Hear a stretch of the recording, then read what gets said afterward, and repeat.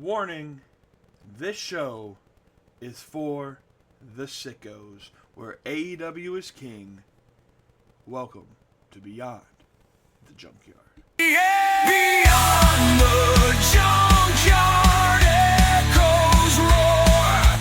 Shattered dreams and bloodstains pour.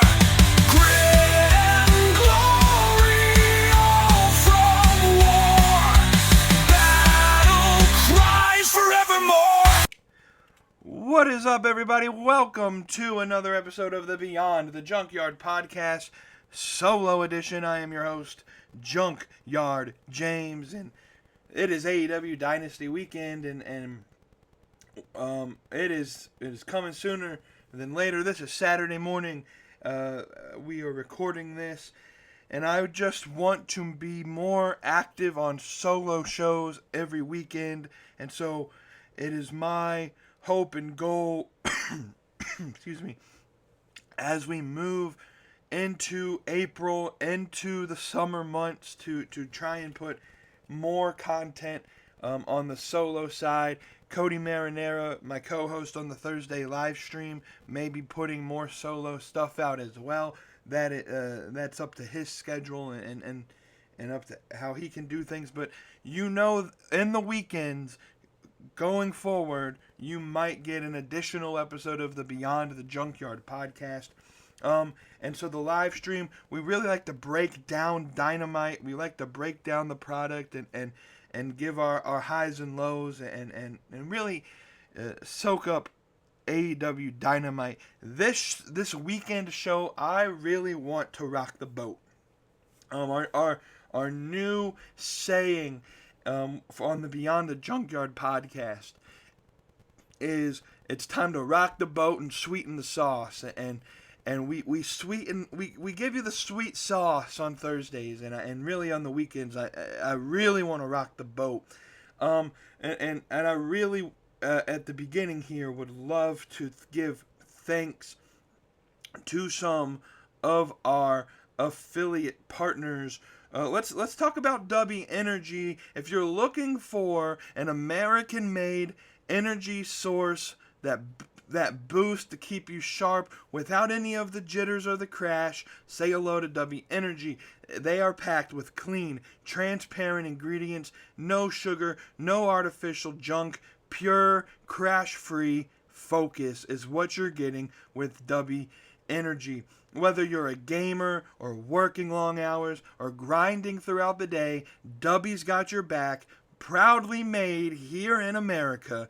Try it now and taste the difference. Use code Beyond the Yard for 10% off your order at checkout. W.GG. Level up your energy with W.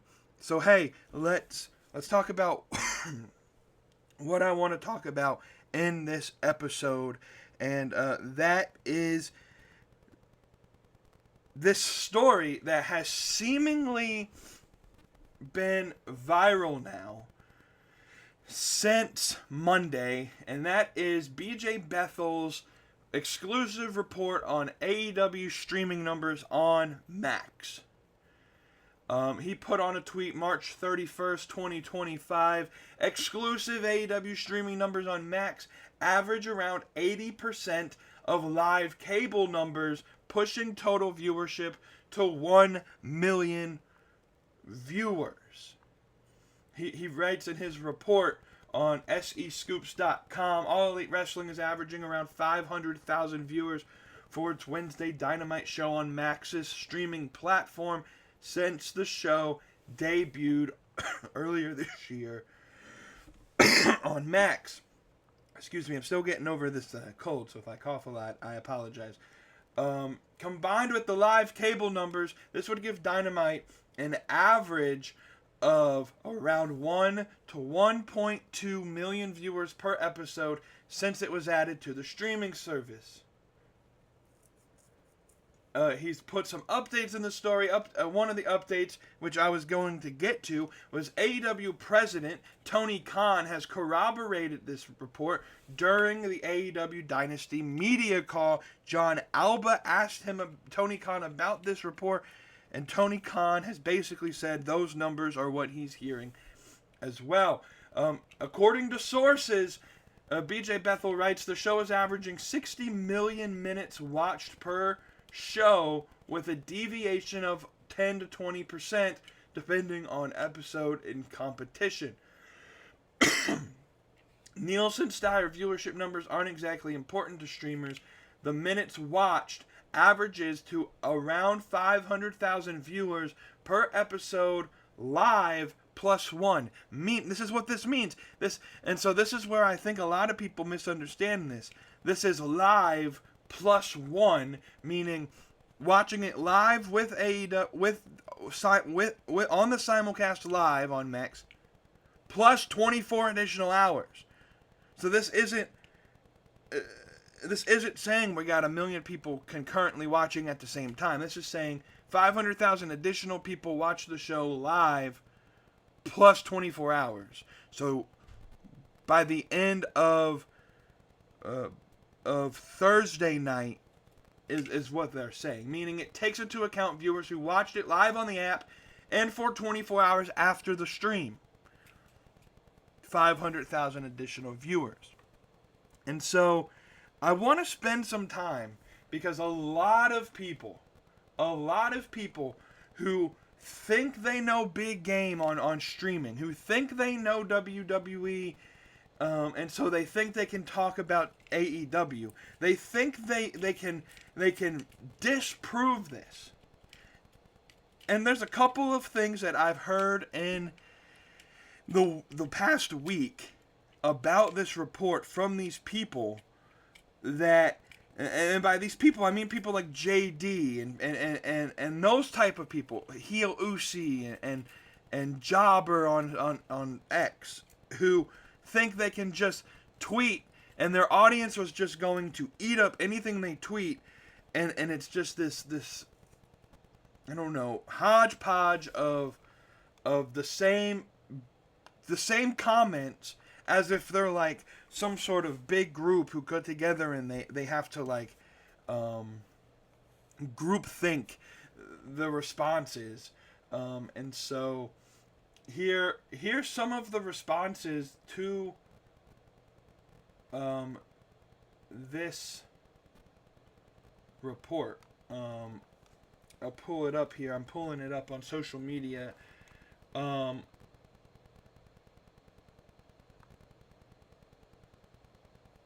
We hear people saying, if the numbers are this good, why isn't Tony mentioning it?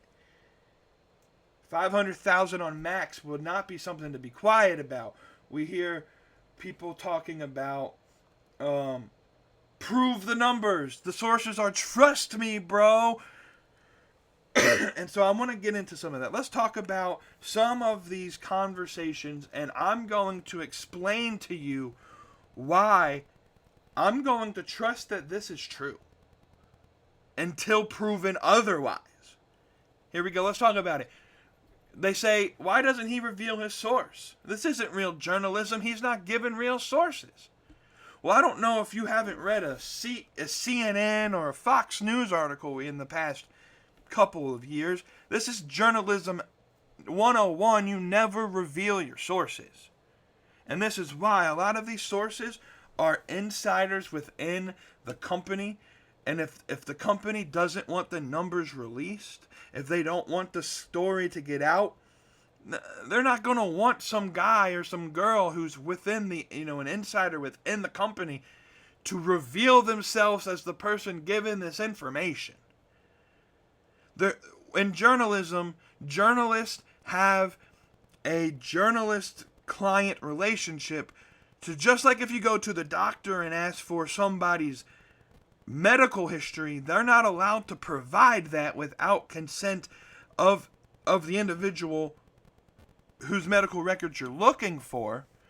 The same way in journalism, there's this privacy, this trust between a journalist and their sources that they are going to refrain anonymous until it's no longer needed for them to be anonymous. There's a sort of anonymity that sources get with journalists, And this is not just within the AEW spectrum or the WWE or pro wrestling. This is outside of all journalism. Sources have a form of anonymity, and so no, he doesn't have to reveal his source, because this is exactly what he should be allowed to provide. The second thing is, a lot of people say, well, prove it. Show us the numbers. Show us the numbers. If you can show us the numbers that'll corroborate it, then we'll believe it. But Max hasn't revealed the numbers. The article itself says this is just speculation. The Max numbers are kind of close to the cuff. Max doesn't want this information just getting out there willy-nilly.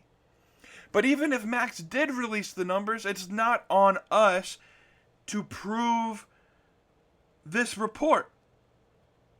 The ball is in the prosecution's case to prove without a reasonable doubt that what is being claimed is false. So you prove to us that the numbers are false.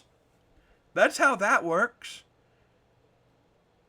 If a claim is being made and you want to counterclaim the claim, you have to prove that the claim is false before claiming your truth. So the ball is in your court, JD from NY. The ball is in your court, Heel Usi. The ball is in your court, casual wrestling community, to prove that these numbers are false. And until you can prove them false, you can't prove your truth to be true. I see a lot of these accounts saying, man, I bet the number's like 50,000 watching live. Where did you get this number? Let me tell you what I think this brainwashing is coming into. Because they're calling this AEW propaganda. Oh, it's so convenient that this story came out the week of AEW Dynasty. It's propaganda. Maybe the exclusive report was meant to go out, and it's just convenient timing. I don't know. Maybe it was planned to make it look like AEW is better. But that doesn't prove the fact that the story is true. You can't just say it's false because it came out at a convenient time for AEW. There have been hundreds and thousands of news stories that have come out at a convenient time for one particular party that have been true. You can't just claim that something is false because it came out at a convenient time. That's not how this works. So sorry, this isn't propaganda just because you want it to be propaganda. But I wonder, why are these WWE drones, these loyal fans to WWE, so up in arms about the idea that there's a possibility 1 million people plus are watching AEW?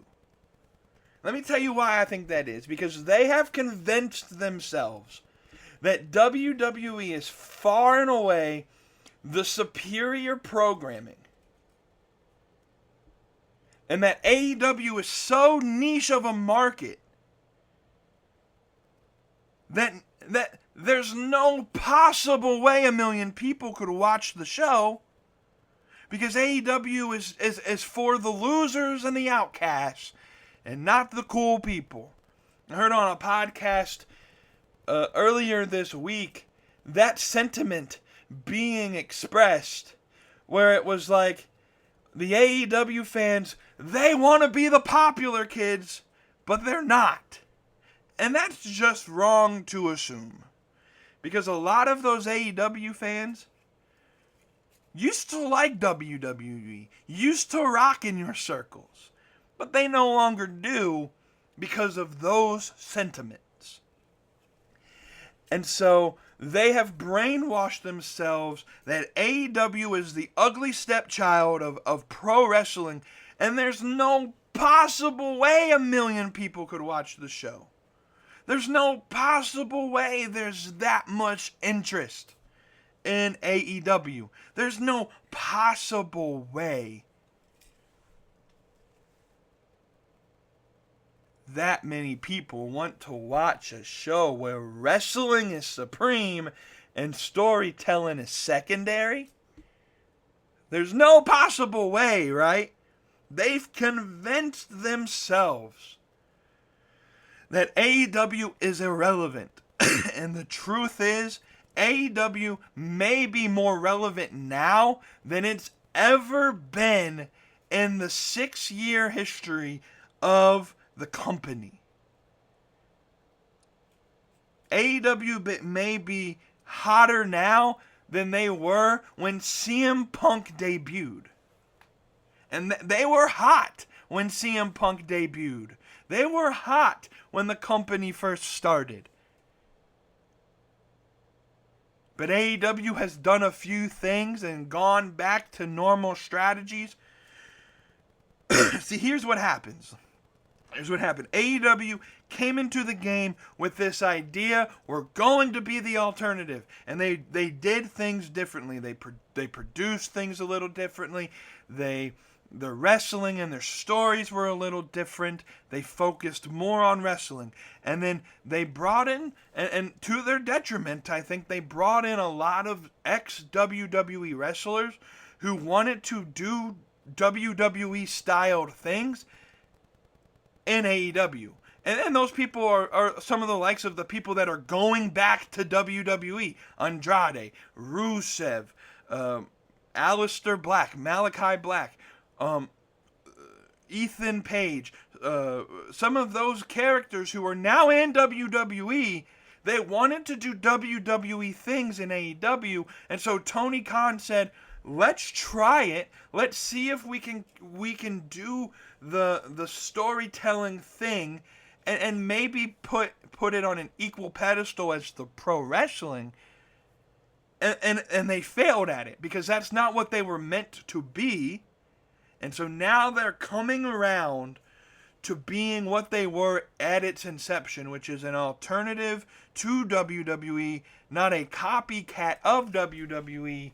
And now they may be as relevant as ever. They may be as popular as ever. But you won't hear that from JD. You won't hear that from Bischoff. You won't hear that from casual wrestling fans because they have brainwashed themselves into believing that AEW is just some niche market on the outskirts for the outcasts and the black sheep and the people who don't know pro wrestling. What they fail to recognize is that there is a part of the wrestling audience who wants the in-ring work. And there's a larger section than they believe themselves who want the in-ring work to mean more than the outside story and let the story advance inside of the ring. And so they've brainwashed themselves into thinking, man, there's no way this story is true. That not that many people like AEW.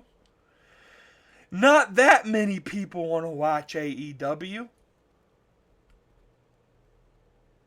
Not that many people are interested in this elevated house show. But it seems to me that there is an interest. And depending on the week, 1 to 1.2 million people are seemingly watching. In the United States, Meltzer later corroborated and said the numbers that are being reported are within the United States. See, I was willing to give the benefit of the doubt that maybe the 500,000 was the international crowd included. Meltzer goes to say this is just within the United States. And so maybe there actually is an interest in AEW outside of this bubble, this echo chamber that these WWE casual hardcore fans, because they're more hardcore than a lot of hardcore fans, and what I mean by that is they have more opinions than some of the hardcore fans, and they're the loudest people in the room to express their opinions. They're more hardcore than a lot of the hardcore fans. They've brainwashed themselves. They live in this echo chamber where they think that story is king and wrestling is secondary, and that's not necessarily the truth, as we can tell with these numbers.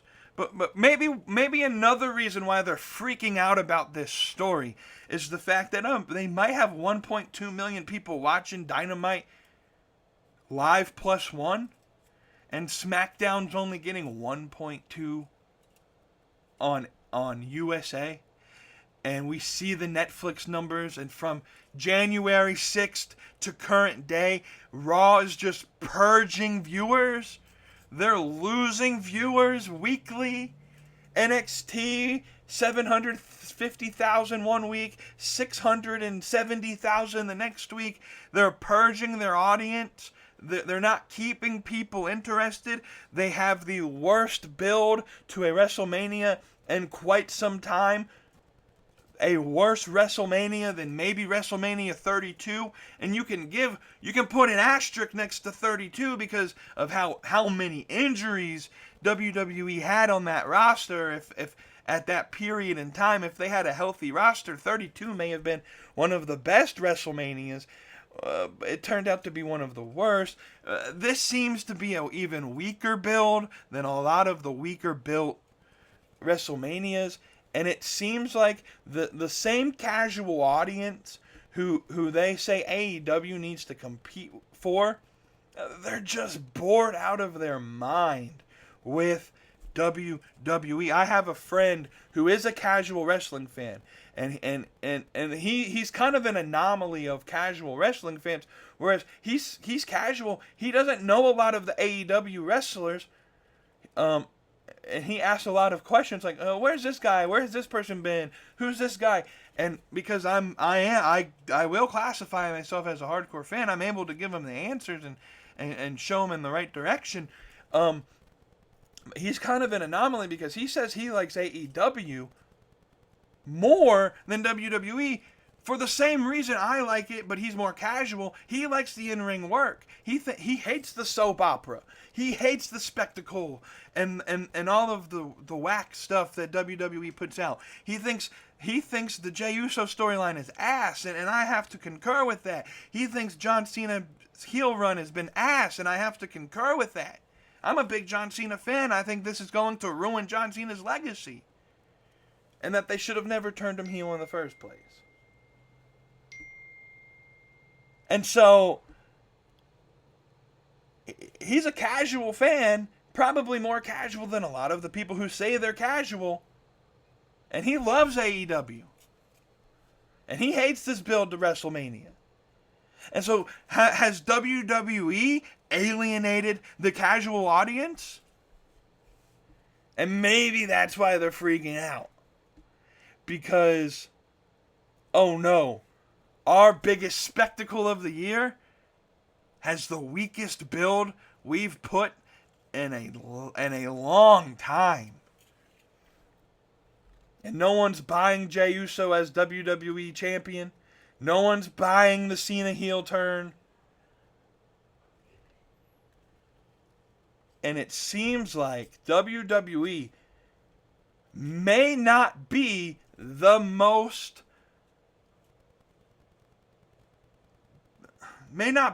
best wrestling product on TV today. It may be that NXT is not the best wrestling product today, and Raw's not today. And it may be that AEW just has the edge right now. AEW is hotter right now than WWE, and so they're freaking out. And you want to know the biggest reason why I believe these numbers? Because look at what Stamford, Connecticut is doing. Look at what they've done recently in the past month or so. They've booked a pay-per-view, a Double or Nothing weekend. They booked the Saturday night main event, the night of All In Texas. They booked another Saturday night main event. I think the night of Forbidden Door. They're trying to counter-program AEW because maybe they realize that, oh shit, if we don't have anything there, AEW's going to get a good number. AEW had a really good buy for Revolution. 140-some thousand buys as the projected number. I don't think the official number has come out yet, but the projected number is 140-something pay-per-view buys for Revolution. They'll probably have somewhere close to the same for Dynasty. They're working with Max. They're working with Prime Video. They're working with YouTube. They're putting all these TV deals together. Tony Khan said on the media call he has TV deals for international deals that he's working on right now, but can't confirm because they haven't been finalized yet. But he's putting together more TV deals for their international audience. And WWE is like, oh shit, maybe they got their shit together. They tried to put a hit piece together. Some lowlife mark tried to say that AEW lost $77 million based off no actual numbers, based off his assumptions of how much things cost. But what we do know is AEW is bound to make a profit in 2025. 6 years into being a company, they're bound to make a profit. Warner Brothers is happy with the numbers.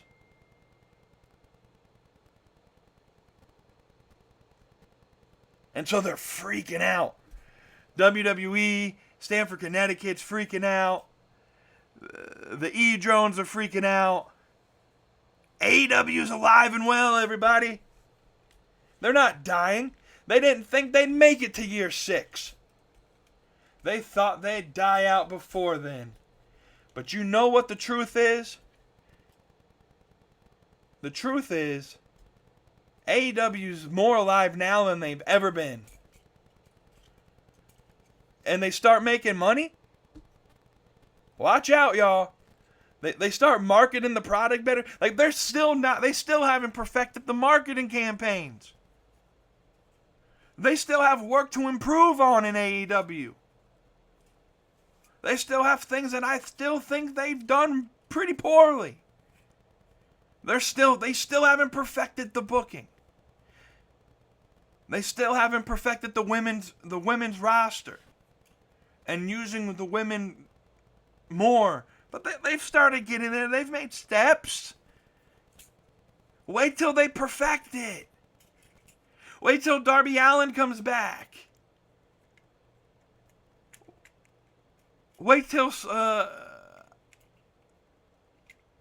Young Bucks come back and Jack Perry comes back. Wait till we hit that all-in streak. Wait till Forbidden Door. They're just getting hotter. 2025 is a good year. And the WWE marks, the casual WWE fans, well, I'm afraid they're frightened. Because while AEW is miles and miles and miles away, they're not just some glorified indie show with daddy's money anymore. They're about to make a profit. They're about to make a run for it. They're about to actually maybe compete. I'm not saying they're going to catch WWE by no way, shape, or form. To truly compete, they'd have to put good numbers on their cable television. But if 500,000 fans are watching on Max, and Max is getting a lot of sponsorship deals that want to do sponsorships on Max because of AEW? Boy, let me tell you, I'm sure Max is thrilled right now. Because they get that sponsorship deals on their cable programming. They get the sponsorship deals on their streaming platform. We had somebody going, well, where's AEW on the top 10 most watch on Max? It's not there. Bozo, let me tell you why. Because it's not a series. It's in the sports section. You got to go down to sports.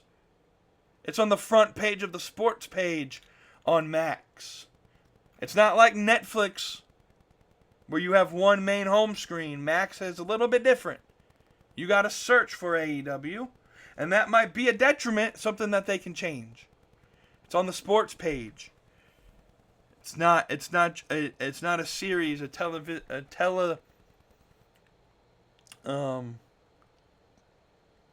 episodic series of television.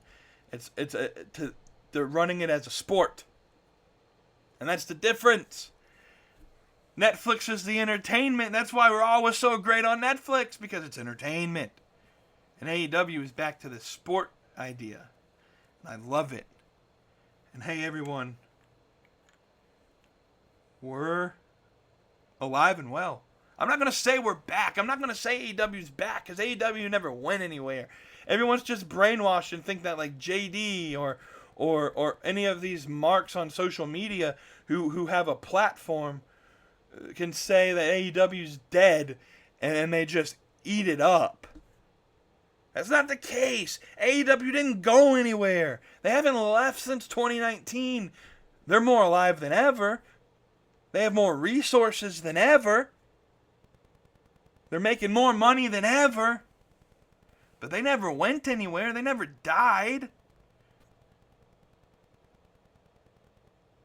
1 million people are watching AEW. And that's a testament to Tony Khan sticking true to the roots of the company. And Tony Khan said, we're going to put more hardcore wrestling in our programming. And Max is okay with that. The sponsors aren't scared anymore to sponsor it. They like it because the fans like it. And more people are tuning in. And you know what? The sponsors may be more obliged to sponsor AEW knowing these numbers. Oh, shit. 500,000 people are watching your streaming? We could put a sponsor on Max. We can put some sponsorship on Max and make a little bit of money. We'll put a little bit of money into this advertising campaign. We'll sponsor your show for you. Oh shit. You might be competing? Oh, it's cheaper to run ads on Max than it is to sponsor Raw on Netflix? And y'all are putting in pretty decent numbers? Hell yeah, we'll do it.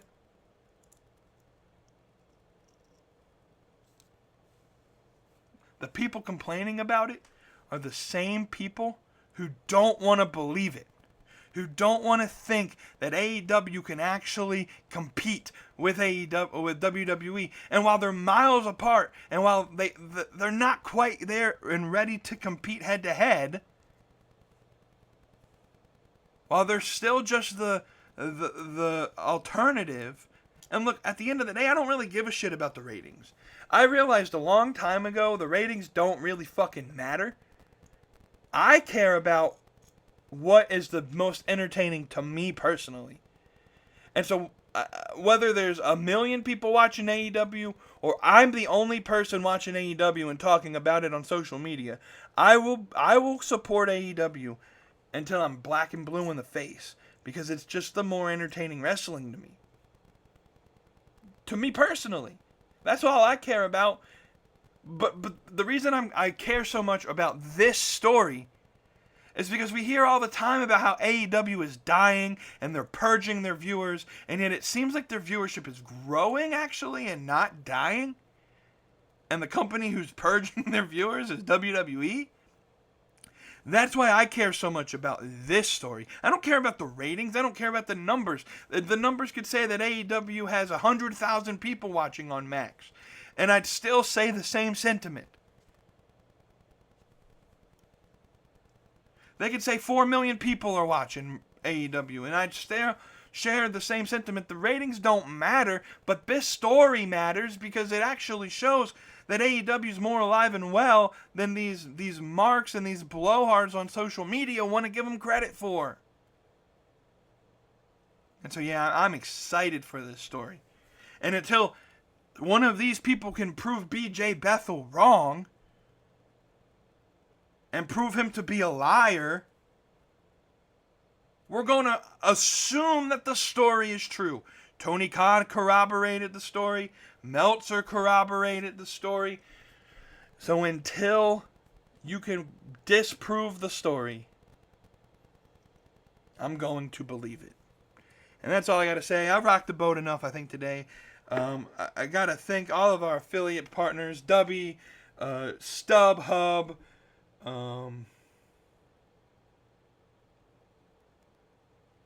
and WWE Shop.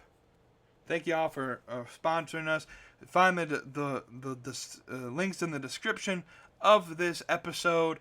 And until next time, guys, there probably won't be a live stream next Thursday because I'll be in Orlando, Florida. And we may have a live stream this Saturday afternoon after the show goes up. Me and K-Dog may be doing some bracketology for the Owen. But if not, then we will see y'all in a couple of weeks when I get back from Orlando. And you'll see me again. But thank y'all for tuning in. This has been another episode of the Beyond the Junkyard podcast.